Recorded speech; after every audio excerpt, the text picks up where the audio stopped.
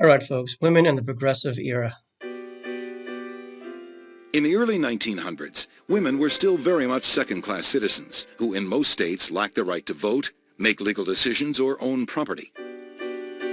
Women had very few opportunities for employment, and married women were expected to stay at home and be full-time wives and mothers.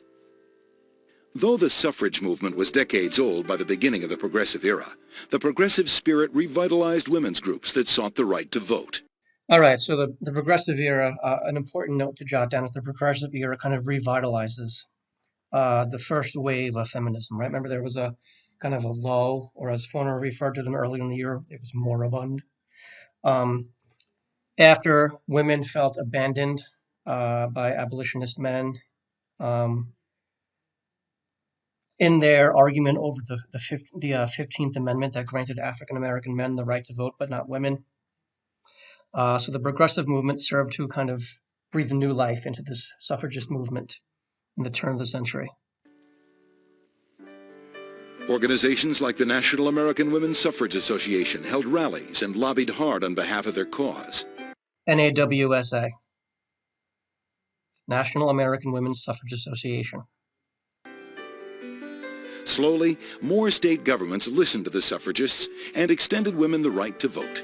Eventually, the federal government followed suit, as the 19th Amendment, ratified in 1920, gave women the right to vote on a national level. All right, so 19th Amendment, 1920. Remember, most women, since states controlled who got the right to vote and who didn't, most women prior to this amendment west of the Mississippi were already eligible to vote.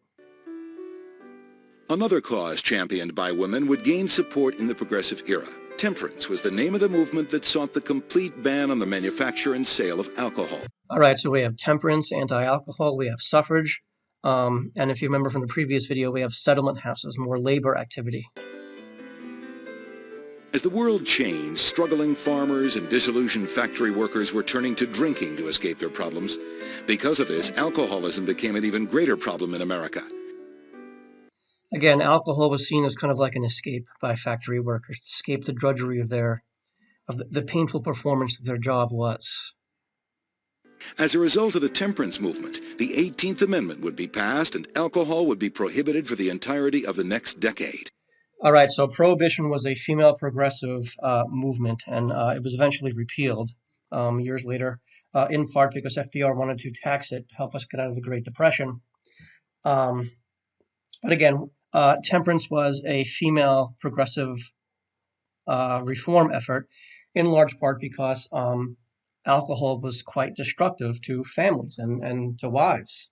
All right, a lot of times the male would drink too much alcohol and become abusive, and or maybe lose his job, things like that.